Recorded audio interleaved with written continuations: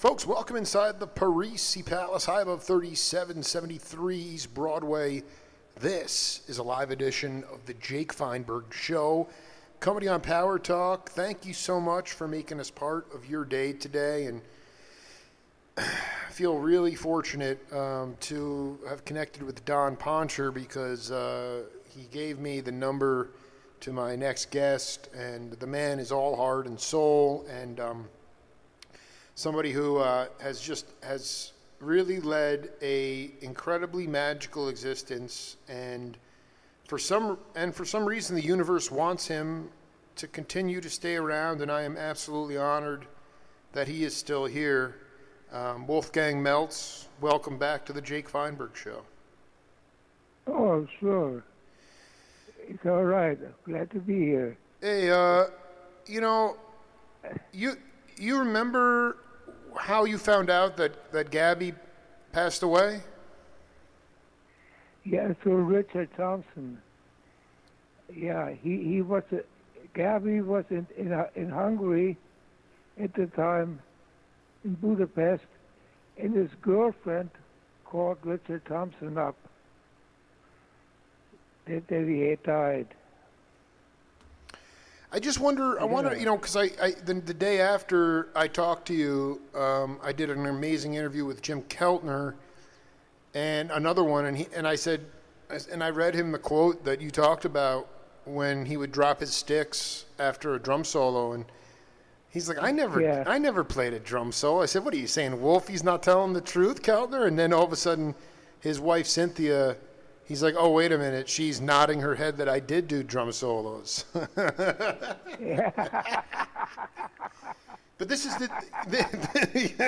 he doesn't ever want that. He doesn't want that comment. But this is what he said about that whole group. And I want you to just talk. I want you to listen to it and talk about it. He said, I was in a quartet for a while with Richard Thompson, Wolfie, and Gabby, and myself. We got to be really good and played some really fun gigs. And this is the part that he talked about. He said, Gabor put it all on himself. At first, it was just him and Richard Thompson playing duets. There was no drums or congas or bass. And, that was the prime for him. He said, unfortunately, Gabor's bad habits finally took him down. He's still kind of an underground figure, but when he was feeling it, he pulled you in because of his aura. He was such a charismatic dude, and that Hungarian soul would come out in his playing. It was really seductive. Yeah. I mean, Did he took it on him? Do you think he took too much on him? Did he not have enough people around him to look out for him and maybe help him stay straight? Because, there's a lot of, it just seems to me that he was taken too early, and his legacy.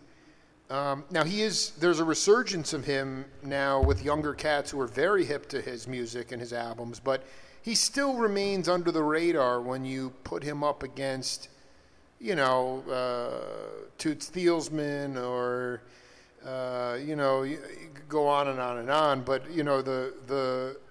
he doesn't always get the recognition he probably deserves. Do you think he put too much on himself? Yeah, it could be. Yeah. We tried to talk him into not using anymore, but he didn't listen. He was a dedicated guy. Yeah, he was dedicated to the muse. I mean, he was following that. Did you? Wolfie? Could you talk to me about how you originally connected with John Densmore? Oh, John Dent. No. Robbie Krieger and John Densmore, The Doors. Oh, yeah. Yeah, I don't know. I got a call from Robbie Krieger and asked him to do a session. And I took my dog with me. Yeah, they never forgot it. and he was sitting right next to me in the session and never said, never barked, never just laid next to me. He was amazed by that. Well, because that was that's actually Wolfgang. That even the Gabby stuff, the stuff that the original way I got a hold, the original way you came on my radar was those post Jim Morrison Doors albums, Ships with Sails, and like Francisco Aguabella was on congas and you were playing bass, really beautiful stuff. And it didn't have Jim Morrison's, it didn't have the stories or the voice, but I like those albums a lot. Did you know? I mean, how did Krieger know you? I don't know. I think I don't know how he knew me. I really don't know. He just called me out of the blue one time. He heard about me from Gabor and those guys. And he liked the way I played, I guess. Did you get close with Ray or Johnny at all, or because I mean you were on a few of those sessions? I know that they were, Manzarek played Fender Rhodes, but in their live performances, but in the studio they needed more punch, so they'd bring in like you or Harvey Brooks, someone like that, to play electric bass to really add some extra thump to it. I mean, was it just a session for you, or did you wind up becoming friends with any of those guys? I became pretty close with Robbie Krieger, really. We stayed in touch for a long time, I guess. Yeah, he was a very nice guy, man. Robbie was, he is a nice guy. No, I'm interviewing Jock Ellis after you, and Robbie's been ducking me. I interviewed Densmore, but I need to talk to Robbie, man. Like that, he was a really, really heady guitar player. Actually, nobody gives him credit for that. He's a great player. Yeah, he was a great player. Yeah, he is a great player. He is a great player. Yeah, he still is a great player. Yeah. I mean, can you talk about, Wolfie, I know you said you just wanted to come to the States to play jazz. You love jazz. But I mean, like, as a whole, like, we are all one people. And I just would love you to talk. I mean, you've overcome so much in your life in terms of health issues. I mean, you're still here and you're still doing it. And I just wanted you to talk to people in the world about, just the idea that we are all, in my mind, one human race, and that, did you see racism in your time to people that maybe even to yourself, but definitely for people that of different skin color, and how did it affect you, and how do you think we should deal with immigrants that are coming here today? Because as we move along, they're making it harder and harder to become legal citizens of the country, making it more expensive. Yeah. They're building walls. It's not really America, or at least the America that I was born into, or definitely the one that you came to. Yeah. And I just wanted, can you talk a little bit about the whole I mean, you play with Robbie Krieger, you play with Jim Keltner, you play with John Clemmer, you play with Gabby, you play with all the black guys you talked about. You played with in the clubs.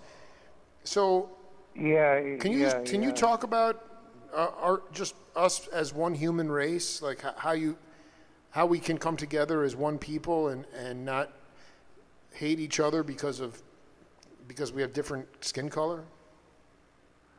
Oh no. I always loved the black people.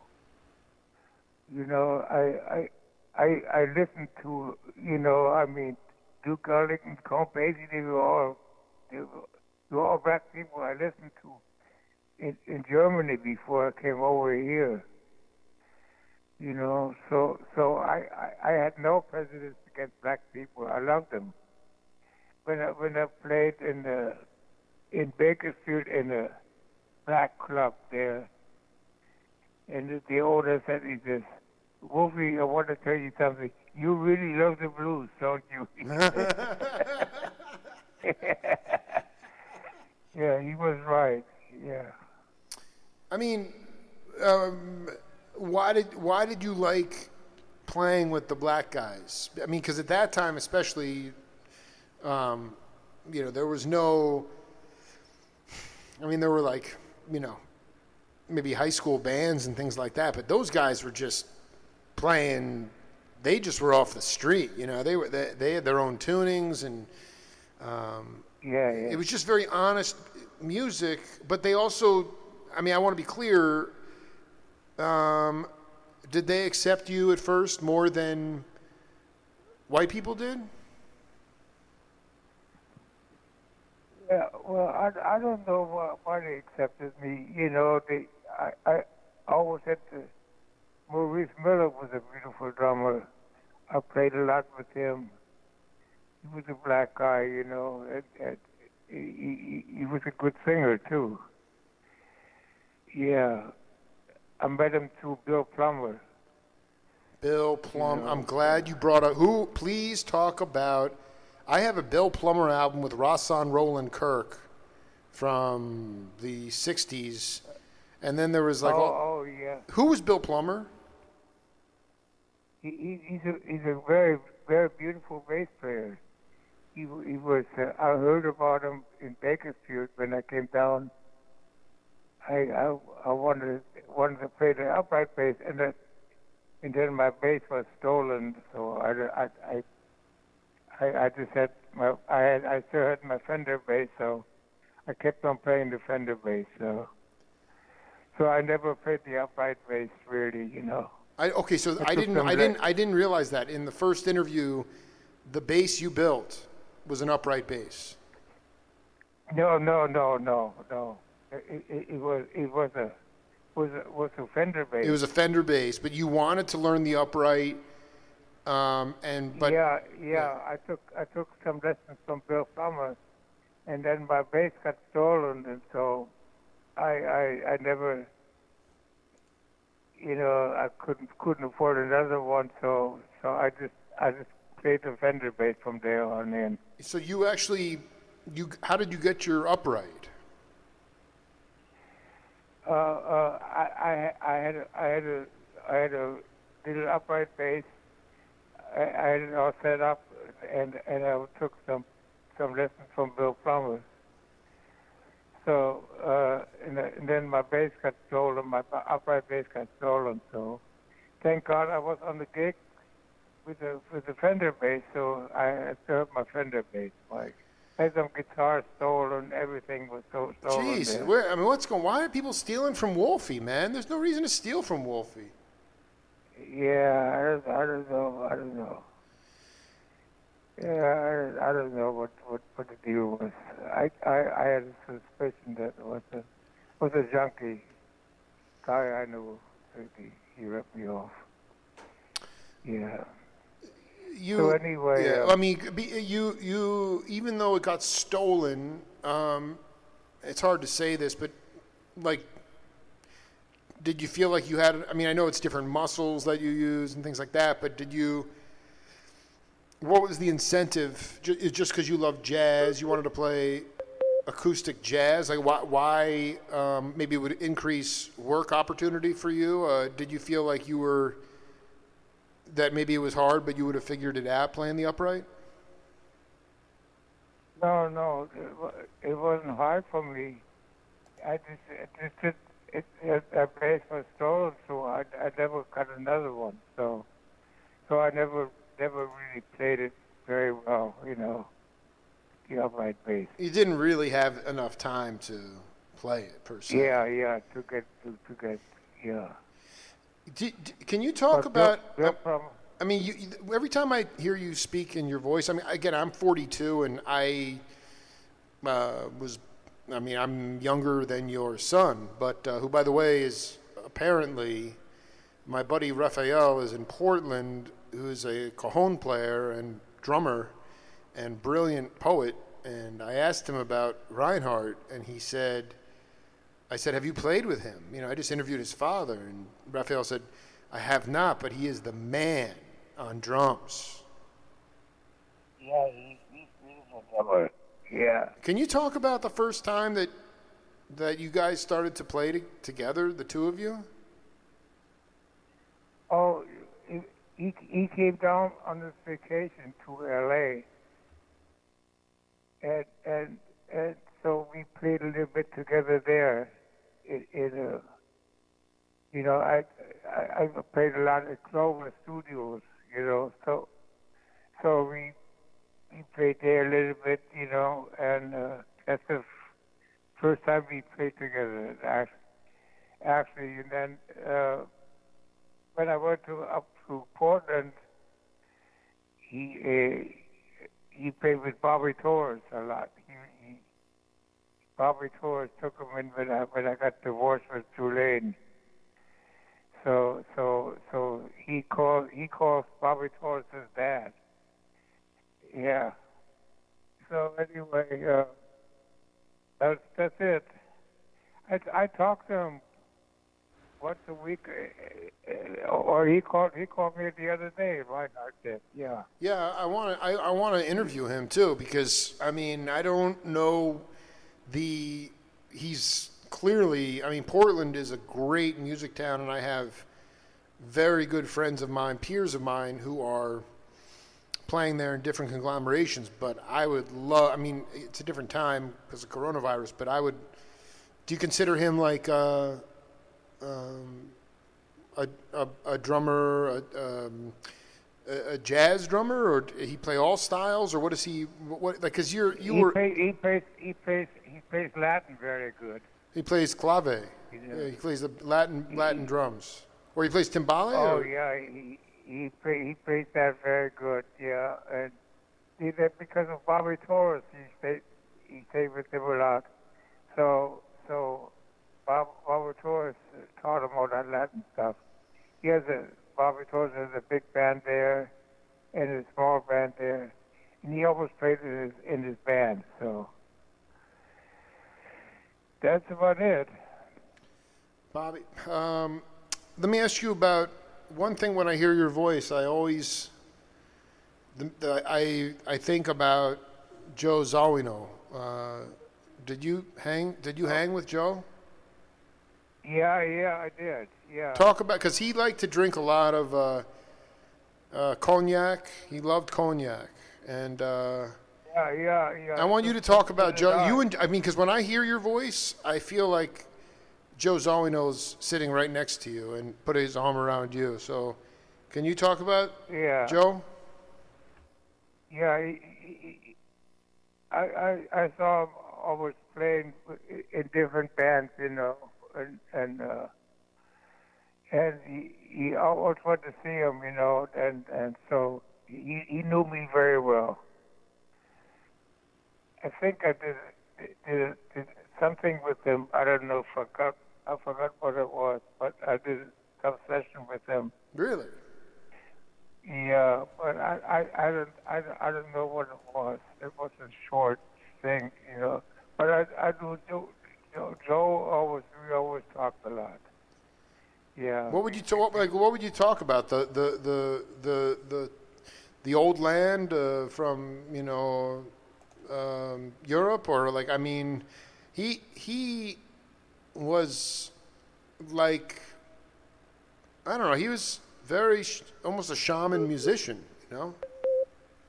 He was an amazing player, and he was unafraid and respected by everybody. But I mean, did you guys used to share stories about the old time, or would you just talk about family? The present, we talked about his present bands he had. You know, he always he's a big fan. I want to have a scope, got to be better, and so you know, he had always these good bass players anyway. You know, yeah.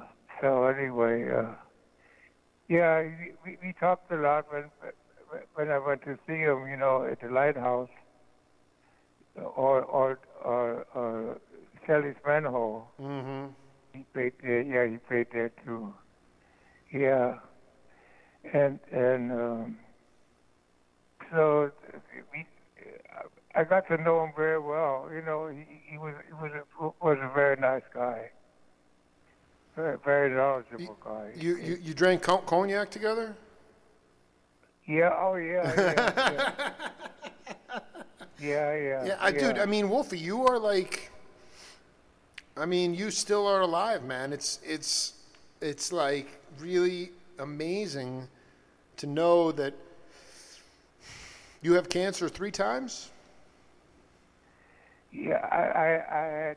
Yeah. I think. Yeah. The last time I beat it, I think. Yeah. It was in Houston, Texas.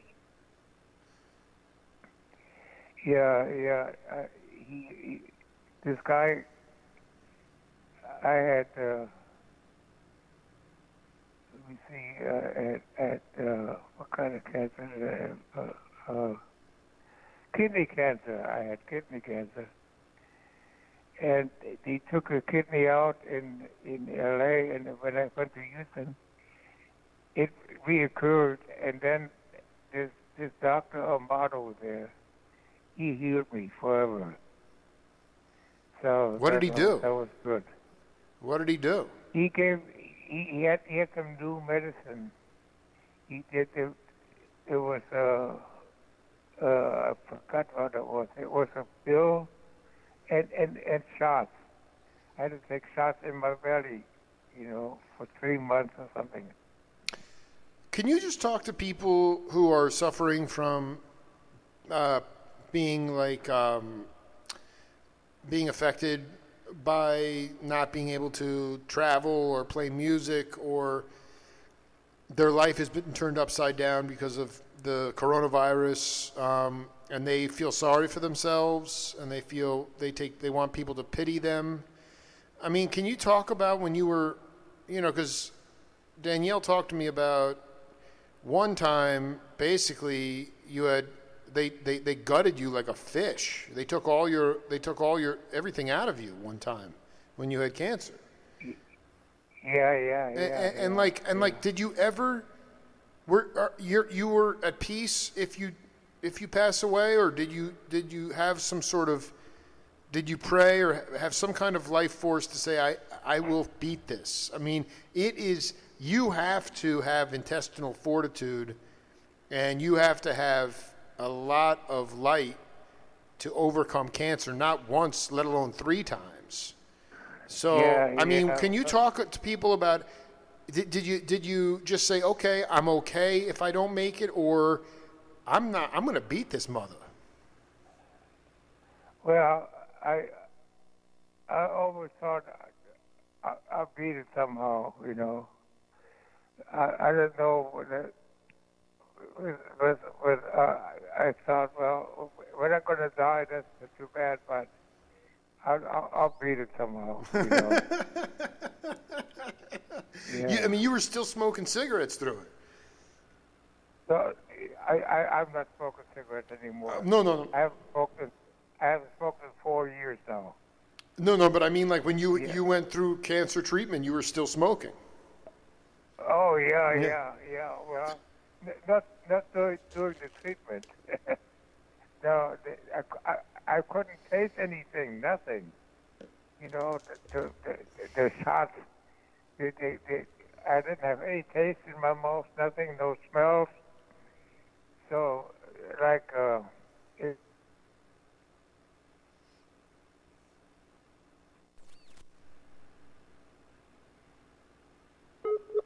the shots and the pills, thalidomide pills. It, What? it, They yeah, so it took your sense of taste and smell away. yeah, totally, yeah. For I mean, 3 months, yeah, would you go out with like you know, for big dinners at Martini's, I think was the name of the place. You know, did you used to enjoy like a lot of different food, or were you basically just yeah, I always liked a lot of different food. yeah? I wasn't a bad cook either, you know. I cook myself pretty good, you know. You did. What did you like to So cook? yeah, well, guys, I invite them all to my house for when I made goulash, Oh my and God, uh, this is insane. and they love my goulash. I need a Yeah. little. Can I get some goulash? I might need to come up and get some goulash from you. Well, come on up and I'll give you some here. Dude, me, you, and You got a lot Zawino. of, Me, you, and Zawino, man. yeah. I mean, so. I mean, that was part of it. You said like people would love you. You know, they loved your personality. You know, Rudy Van Gelder let you smoke in the studio, but it wasn't just that. It was the fact that you were somebody who understood the communal essence of the music, and that meant sitting down and having food and you know drinking and being and just getting to know each other, because then you can trust each other more on the bandstand, right? Yeah. Yeah.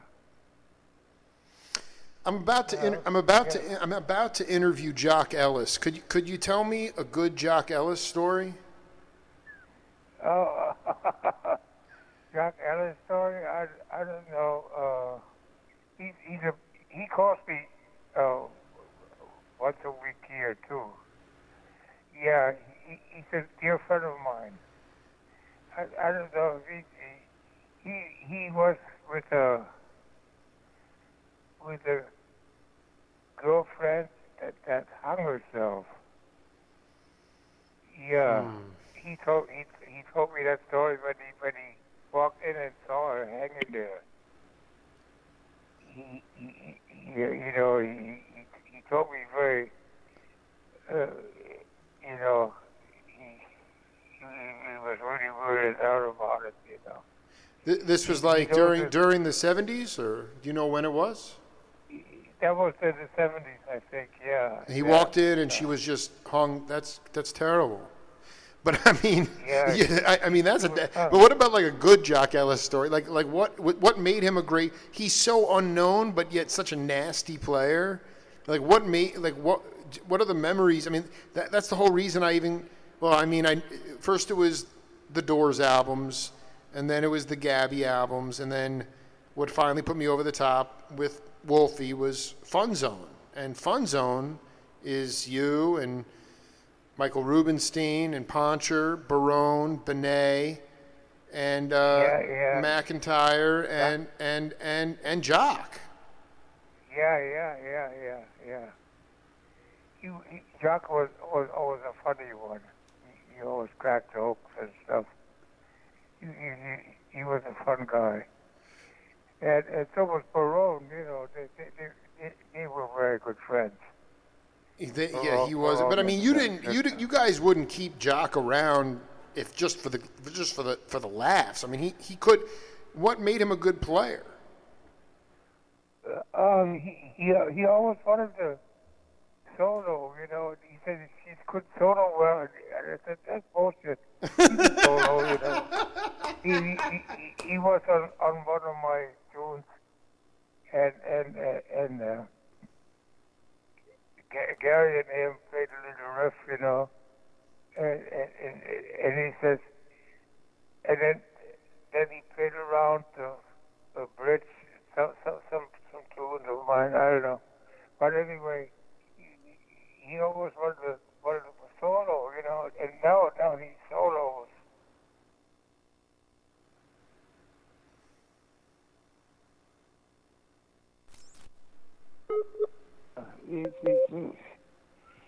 he's a sweetheart, man. You're telling me though that he would try to stretch out, but it didn't. You really didn't think he could solo very well. Yeah, he played a lot of solos with me, you know. Yeah, in different bands we played together. He always played solos, yeah. I guess, Yeah. Wolfie, did you get to hang with? Did you get to see Jimmy Garrison and Elvin Jones and John Coltrane? Did you ever get to spend time with those guys? Yeah.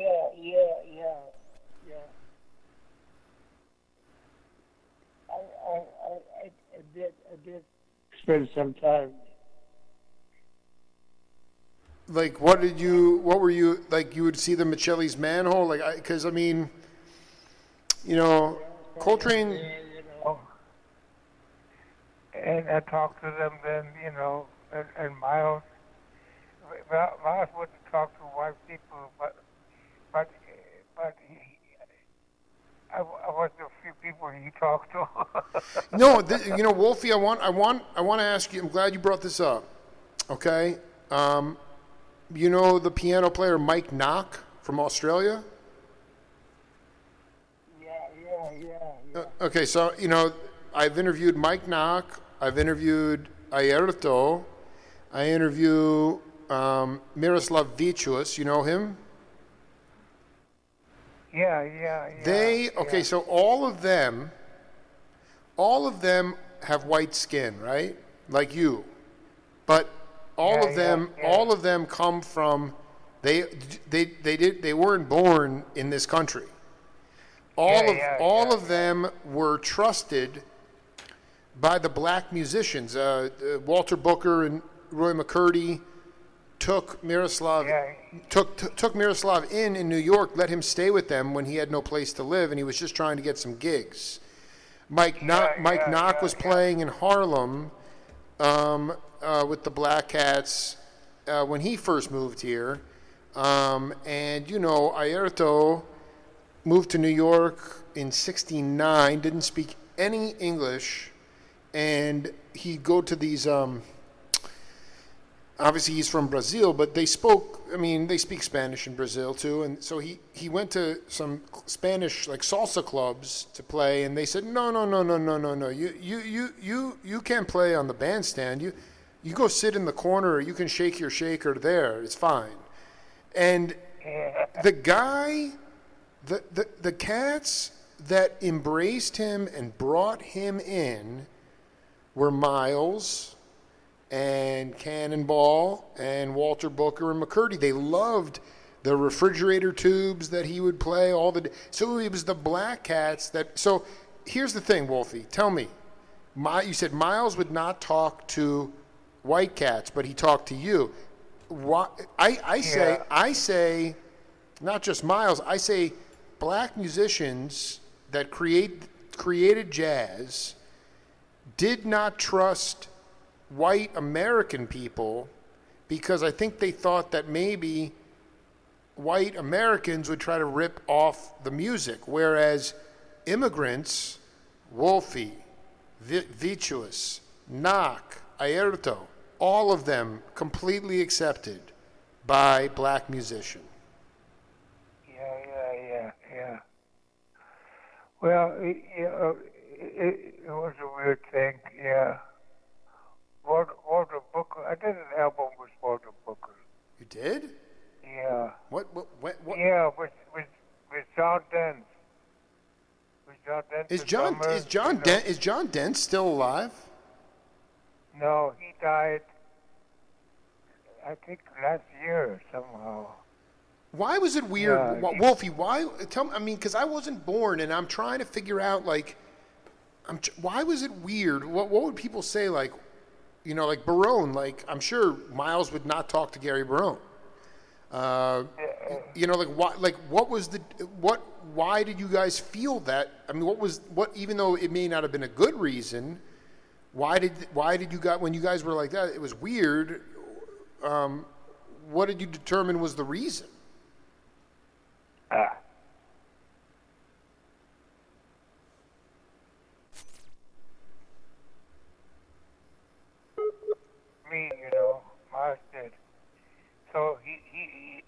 sort of accepted me, like as a person. So that's why it was very nice to me. He was highly intelligent and very soulful guy. Miles was. Yeah. What did he? Freddie Hubbard. Oh, it's Freddie. Yeah, Freddie Hubbard. Friend of mine too. Freddie Hubbard was a very good friend of mine. Yeah. Really? Tell me about Freddie. Yeah. Was Freddie? It was when he was on his game. There was nobody that could touch him, man. He was. Yeah. He was a beautiful cat too. He liked to live it up, Wait a minute. I mean, we went around, and I introduced him to Gary Barone. I said, Gary Barone's my favorite trumpet player. He says, he is. And Gary Barone said, Gary Barone couldn't say anything. Gary Barone was one of my favorite trumpet players. Yeah. What because that this is funny. I want to read you this story because it basically epitomizes what jazz truly has become. If I can find it here, he basically Gary said that. Let's see if I can find it here.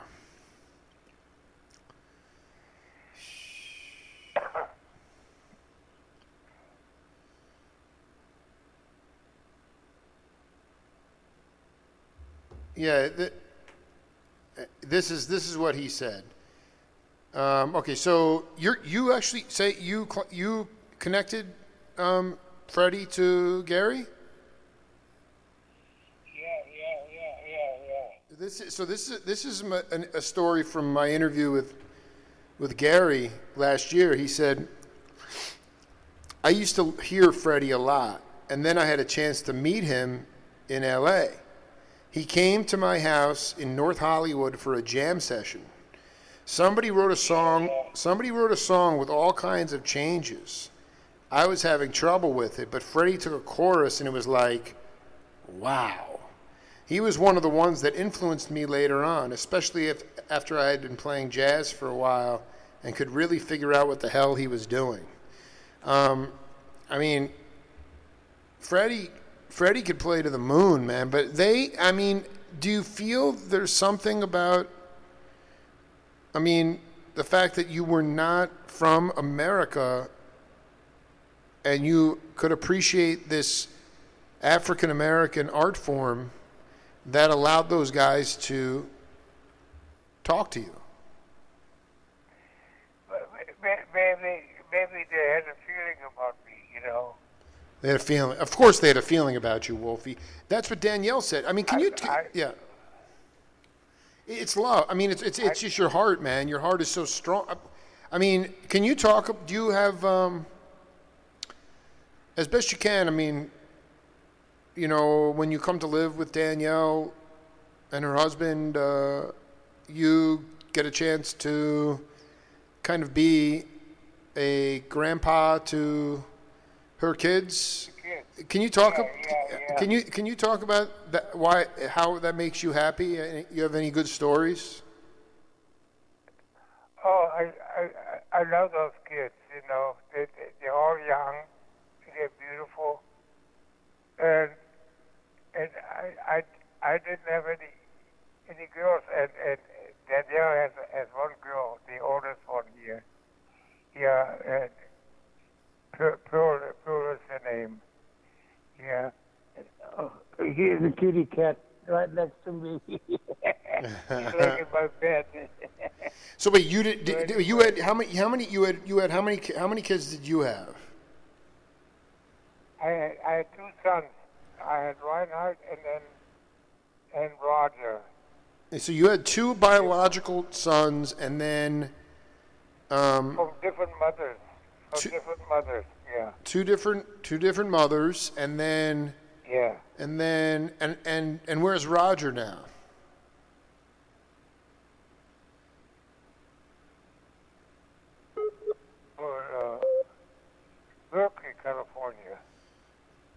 So Yeah. and then the woman, you're another woman, maybe your wife. You were living in Houston with her, and that's Danielle's mom. She died. Yeah, She yeah, passed yeah. away, and Yeah, then Mary. Mary, and Yeah. then Danielle's like, well, Wolfie's all by himself down there, so let's have him come up here, and then you get to hang out with the kids. They do any of them have interest in playing music at all? Oh yeah, yeah. The little guy, he likes to sing, but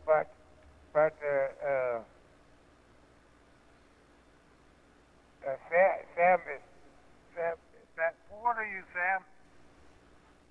He's 9. He's a real tall guy. Yeah, he's a good piano player actually. He plays piano. Wow. Does he play blues? Does he play blues? He plays blues.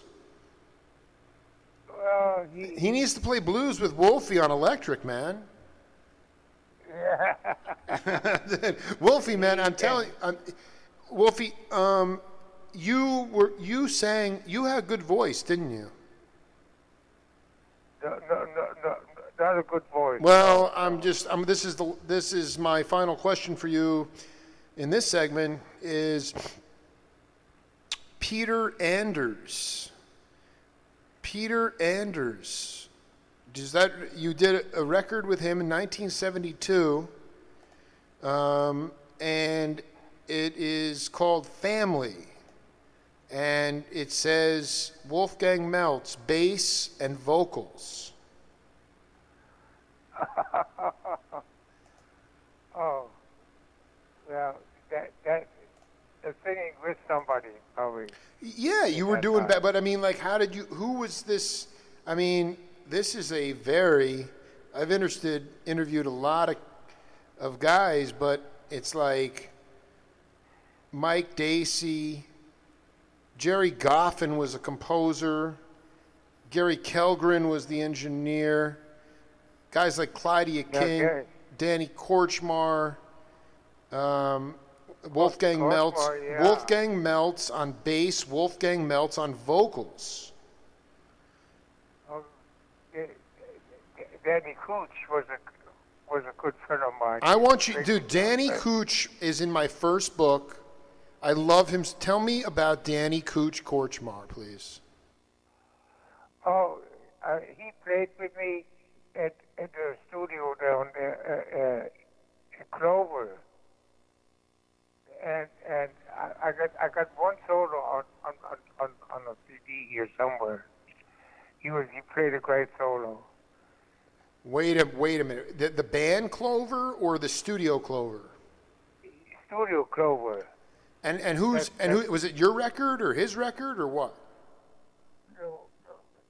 I always had sessions there, and I invited people down there that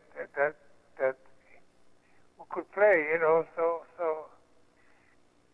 Danny Cooch came down one time, and a couple of times he became good friends yeah. He was a beautiful guy. Yeah, he's a beautiful guy. He's dude. I've done 2 interviews with Cooch. I didn't know. So you just you'd rent out the studio, and then just bring cats down to you. None of this stuff was for a record date per se. Yeah, they gave me some free time every Sunday. Free time every Sunday. Yeah, so I invited all kinds of guys to play with me. Who else came down there? Yeah. You think who else came down there? Well, it was usually Gary Barone and Jacques were there, and Jim Kellner was there a lot. Yeah, and so those guys would come down, So besides Keltner, like would drummers come down? Like Russ Kunkel would come down, or like I'm trying to think about John John Dent came down. John Dents. So and then Cooch, Yeah, he was, Cooch would come down too. What about like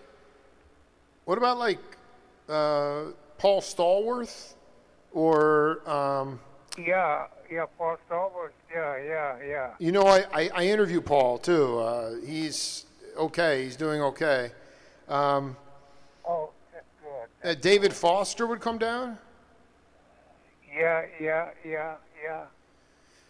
And you Yeah, got I can't remember all the dates, but that happens for a couple of years, and every Sunday I played with different people there.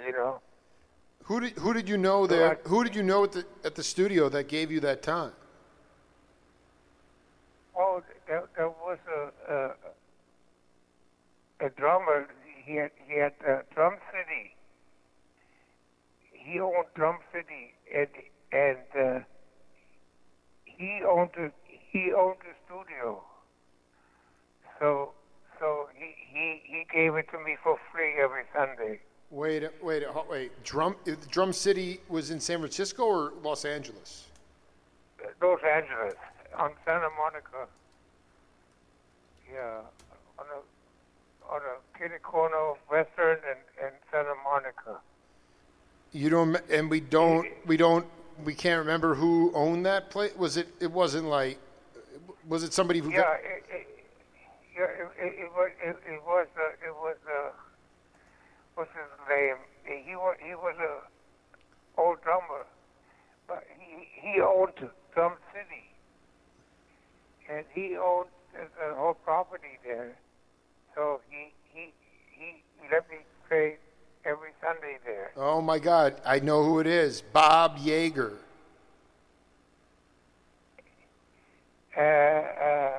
Is that who? It was founded by Bob Yeager. No, Bob Yeager was a different guy. Wait a minute. Wait, hold on. Remo Belli or Roy Hart? Roy Hart, that was it. It was Roy. Roy Hart used to get. How did you meet? Wait, when did you play with? How did Roy know? How did you connect with Roy? His bass player friend was a friend of mine. What was his name? God, what was his name? They were good friends, and so I was hung out with them. And David Wheat, he rented a floor there, so everybody came to see David Wheat, Buckwheat. Everybody came to see Buckwheat, and Miles was there, Coltrane was there. Everybody came to see David Wheat. Who? I'm sorry. Who? Wait, who? I'm sorry. I don't. David Wheat. I don't know who is this guy. Buckwheat is his name. Yeah, I've never. I mean, what was he? Was he a musician? I've never heard of this guy. He was a musician and a writer. He wrote better than anything. Do you remember that tune? I mean, That I was know the the best. David Wheat. I mean, and would you consider him We called him Buckwheat. He was a dear friend of mine. David Buckwheat? Holy cow! Yeah, Holy! David Wheat Oh was- my we God, man! We called him Buckwheat. Yeah. Dude, Wolfgang, man, you melt my heart every time, man. I just, I want to believe If my band that. was wearing this, I would be. I want to cool. believe that. What's- I'm sorry. I want to believe that If my that you will, that if the virus can ever pass, that if I come back to the Pacific Northwest, I'll come see you. We can have some goulash with and play some play some Rambler, off that album, Yeah. So Yeah, just yeah. take care of yourself, man. I feel very lucky to connect with you, and you're very special person. So God is looking over you all the time.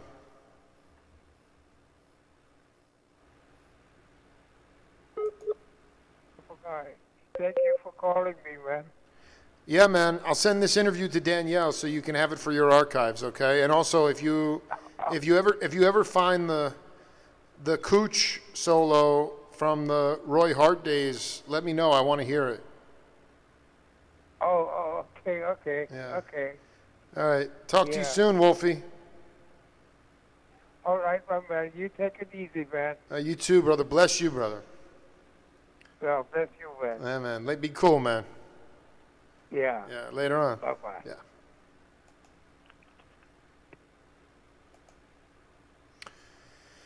We'll be back with Jock Ellis right after this.